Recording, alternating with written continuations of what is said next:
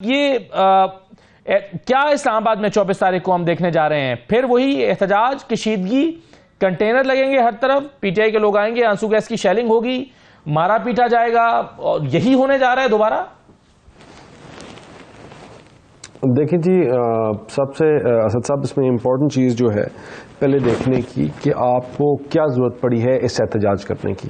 اس کی احتجاج کرنے کی ضرورت یہ ہے کہ آج جو آپ کے ملک کی معیشت ہے وہ بہتر ہو رہی ہے.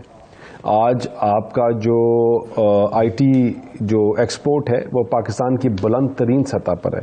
آج آپ کی اسٹاک مارکیٹ جو پچھلے کتنے عرصے سے نیگیٹو یا نیچے تھی وہ سنس 1947 آج ہائیسٹ نمبرز کے اوپر 97,000 کے آس پاس کھیل رہی ہے.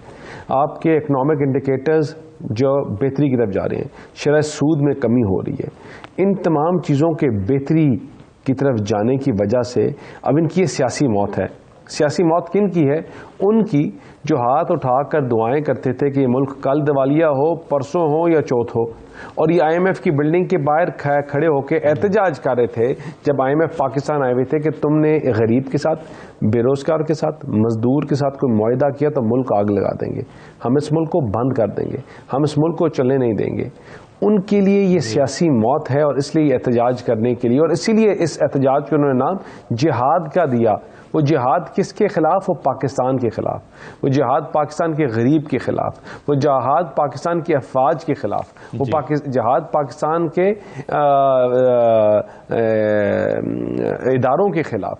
لیکن یہ چاہے جو بھی کر لیں، دیکھیں گورنمنٹ نے ایک کورس آف ایکشن دیا ہے، اور وہ یہ ہے کہ پیسفل اور پروٹیکشن ایکٹ کے بعد آپ نے ایک چیز کی تعین کر دیا کہ آپ نے یہ بتا دیا کہ احتجاج کیسے کرنا ہے، کس جگہ پہ کرنا ہے، کہاں پرمیشن لینی ہے، کتنے دن پرائر دینی ہے. جو اس کی خلاف ورزی کرے گا اس کے اوپر سخت سے سخت ایکشن لیا جائے گا. یہ نہیں ہوگا کہ کسی ایک جتھے کے وجہ سے حکومت بلیک میل ہو، اپنے گھٹنوں پہ آ جائے.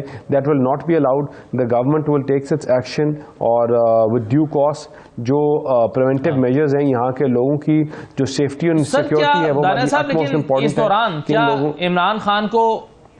عمران خان کو کیا یہ پیشکش کی گئی ہے دانیال صاحب کہ آپ احتجاج نہ کریں، چیزیں بہتر ہو جائیں گی، ہم آپ کے لیے آپ کی بات ساری سنیں گے، بہتر ہو جائے گا، حالات ٹھیک ہو جائیں گے، رہائیاں بھی ہو جائیں گی، لیکن پھر عالی احتجاج جو ہے وہ نکالیں؟ اس سے عمران خان نے یہ تاثر لیا کہ صرف مجھے ٹال رہے ہیں، احتجاج ختم کرانا چاہتے ہیں لیکن مجھے کچھ دینے کے لیے تیار نہیں ہے. دیکھیں عمران خان کی سیاست کے ہمیشہ دو رخ رہے ہیں. ایک رہا ہے گربان اور دوسرا رہا ہے پاؤں. جب گربان سے بات نہیں چلی تو پاؤں پہ پڑ جاؤ. جس چیز کی آپ بات کر رہے ہیں اگر صاف لفظوں میں بات کی جائے تو اس کو کہتے ہیں این آر او. آج یہ این آر او کے منتظر ہیں وہ لوگ جو کہتے تھے کہ ہم ان کے اے سی بند کر دیں گے، جو کہتے تھے اس ملک کو آگ لگا دیں گے، ان کے ہم فریزر اتروا دیں گے، ان کی ایسی کی تیسی کر دیں گے.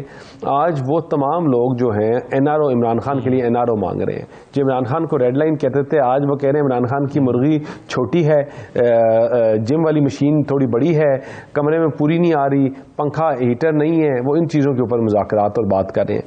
لیکن این آر او آپ کو تب ملے گا جب آپ 9 مئی کے اپنی انسیڈنٹس میں جہاں آپ ملوث رہے ہیں آپ ایکسیپٹ کریں گے، جب آپ کو ان سے ریلیف ملے گا، ان میں آپ کورس آف لا کو فیس کریں گے.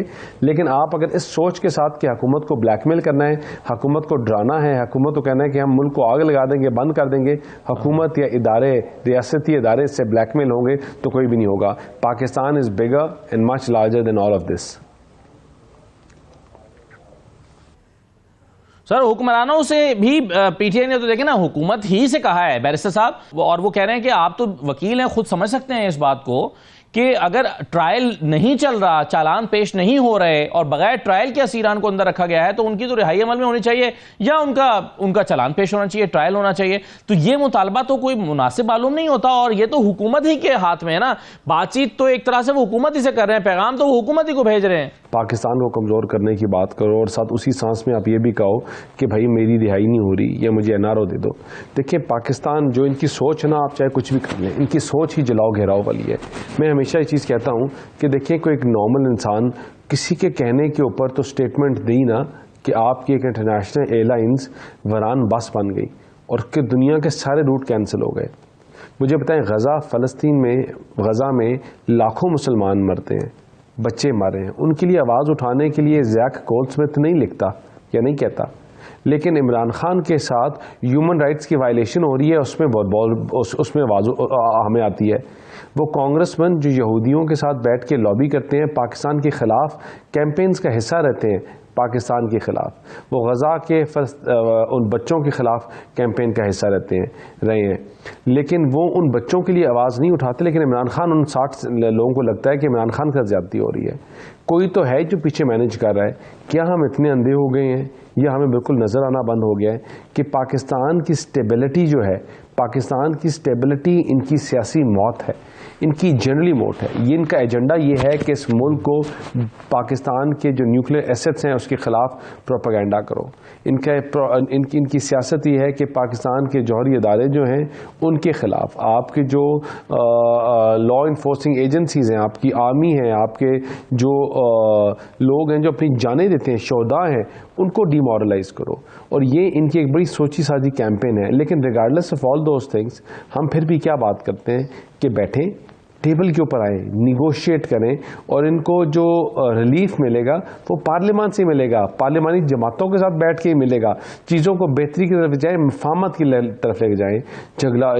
لڑائی جھگڑے میں کچھ نہیں رکھا، تصادم میں کچھ نہیں رکھا، لیکن ان کی میں نہ مانوں کی رٹ جو ہے اس نے ابھی تک ہمیں یہاں پہنچایا ہے، اور یہ چاہتے نہیں ہیں کہ کسی طرح بھی یہ مانیں۔ لیکن بحث صاحب، آپ کے خیال میں یہ آپشن موجود ہے حکومت کے لیے کہ چلیے کچھ ایسے لوگ جیسے بھچر صاحب کہہ رہے ہیں کہ مجھ پر 9 مقدمات ہیں مگر ایک میں بھی میں موجود نہیں تھا، یعنی ایک بھی سچی ایف آئی آر نہیں ہے، آپ ایسے مقدمات کو نظر ثانی کر کے کچھ ریلیف پی ٹی آئی کو دے کر اس احتجاج کو رکوا سکتے ہیں؟ اس سے سب کی جیت ہوگی، اس سے یہ مارکیٹس بند نہیں ہوں گی، اسکول بند نہیں ہوں گے، ایک افراتفری کا ماحول نہیں ہوگا، بیلاروس کے پریزیڈنٹ اور وزراء آ رہے ہیں وہ سب متاثر نہیں ہوگا۔ ایک جسر آپ بھی تو حکومت بھی تو دے سکتی ہے، حکومت بڑی ہوتی ہے ہمیشہ۔ دیکھیں، ہم تو جسچر دینے کے لیے تیار ہیں، ہم تو جسچر بار بار دیتے ہیں، لیکن یہ چیز ہے کہ جو لوگ 9 مئی کی مجھے بات بتائیں، without short of 9 May we can not go forward, کہ جنہوں نے آپ کے ملک کے اداروں پہ حملہ کیا، آپ کے شہداؤں کے مجسمے جلائے، پاکستان کو توڑنے کی بات کی، ان کو NRO نہیں مل سکتا۔ ٹھیک ہے، ان کو اگر ریلیف چاہیے تو پھر اپنے لا کو کورٹس کو فیس کریں اور ان کو اسی طریقے سے ریلیف ملے گا، اور کوئی طریقہ نہیں ہے۔ ہم تو مفاہمت کی جہاں تک بات کی جا رہی ہے، ہم تو ان کو بار بار انگیج کرتے ہیں، وہ 26ویں ترمیم ہو یا کچھ اور ہو، ہم نے تو ان کے ٹرف پہ آ کے، ان کی ٹرمز پہ آ کے ان کی باتیں مانی، ان کی ٹرمز پہ آ کے چیزوں کو آگے چلانے کی کوشش کی، لیکن یہ لوگ جو ہیں ان کی نہ یہ سوچ ہے، نہ اس سوچ میں بلیو کرتے ہیں، اور نہ اس طرح چلنا دیتے ہیں۔ ان کی جو بیسٹ پاسبل سینیریو ہے کہ پاکستان میں چیزیں ڈی اسٹیبلائز رہیں، اسی طرح مار کٹائی، دہشت گردی چلتی رہے، یہ اپنے مقاصد حل کریں، اپنے مقاصد کو اچیو کریں اور پاکستان کو کمزور کریں۔ This is their ultimate politics, this is their ultimate goal also.